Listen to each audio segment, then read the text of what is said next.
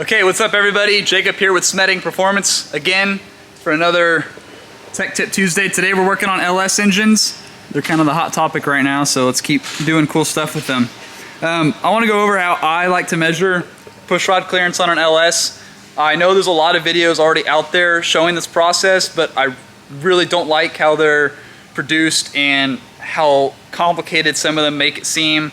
In my opinion, this is one of the easiest parts of building an LS engine, especially a new combination. LS engines, I think, are actually one of the most easy engines to measure pushrods on compared to an engine with an adjustable rocker arm setup. So anyways, kind of the minimums you need is obviously the motor needs to be assembled, it needs to have lifters in it, needs to have heads on it.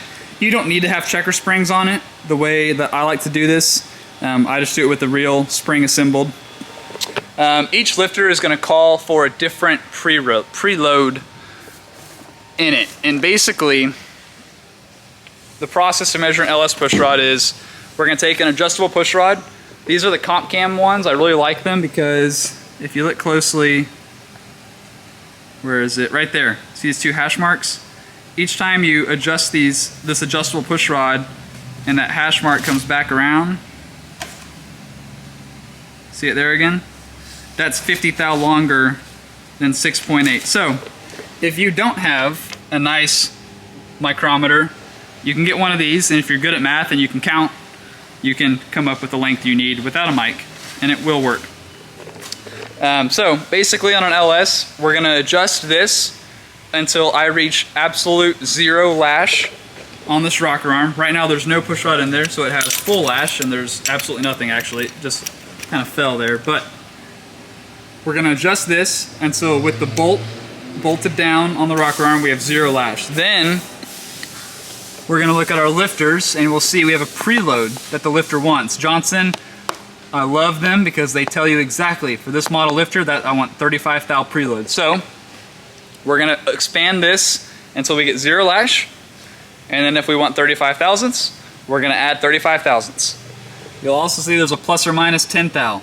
Some people, if you know what you're talking about, you know that an aluminum block is going to expand anywhere from 5 to 8 thousandths. So technically, in theory, your lifter preload would change when it's at operating temperature. I'm really not too worried about this, again, because we have a range of plus or minus 10 thou. And it's really that simple. So I'll put you guys on the tripod and I'll show you exactly how we do this, or how I like to do this. And then after that you can do this yourself. Okay, so normal LS pushrod is 7.4 inches. And with this being a brand new engine, the block has never been decked, the heads have never been decked. I'm using an OEM head gasket. So I will go ahead and start at 7.4 thousandths. So I'm going to cheat and use this. We'll open it up to 7.4, lock it down, and then I'll adjust my adjustable pushrod until I hit 7.4 inches, which comes in about there. Boom. Now what's important though is that we want to measure our pushrod length on the cam's base circle of the lobe. So how do we do that? Well, I want to measure my intake pushrod. So I'm going to go ahead and drop my adjustable pushrod onto the exhaust lobe, and I'm going to spin the motor over until I just feel the exhaust lobe start to open.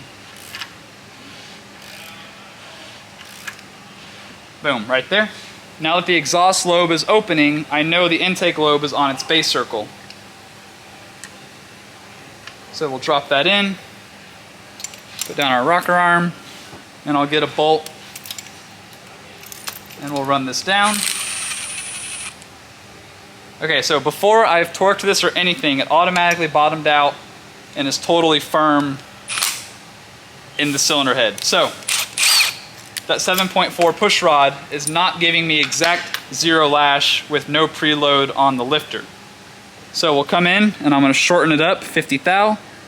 We'll just rotate it one turn around, drop it back into the same cylinder,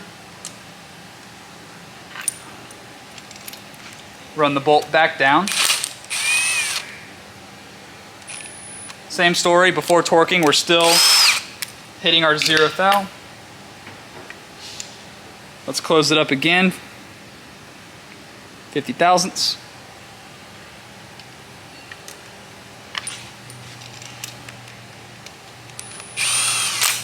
Okay, so the bolt ran down flush, but I still have lash in the rocker arm. It's loose, it can move up and down.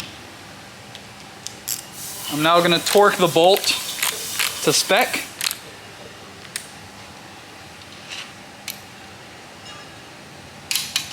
Right there. And we still have a little bit of lash. That's okay, not a problem. Let's take the bolt off.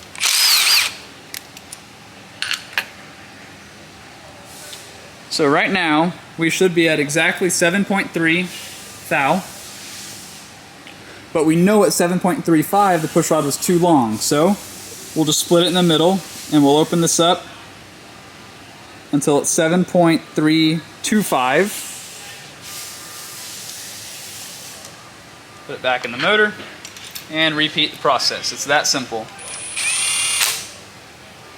Ooh, that might be the money.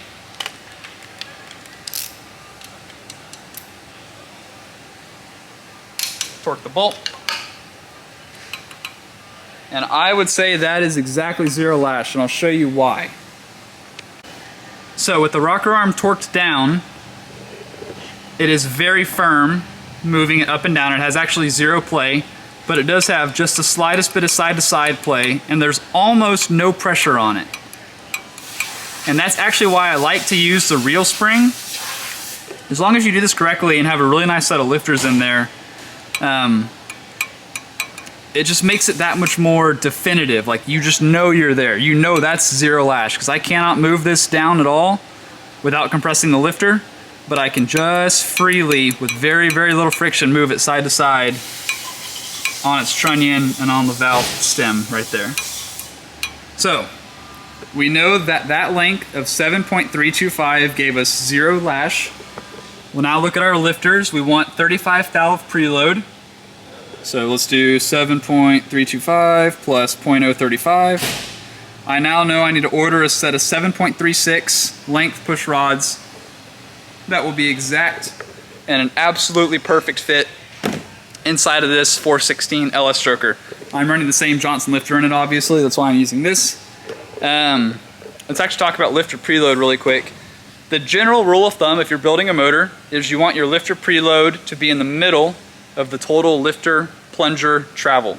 So hydraulic, this is for hydraulic lifters, by the way. Solid lifter, totally different. You don't have preload, you now have lash.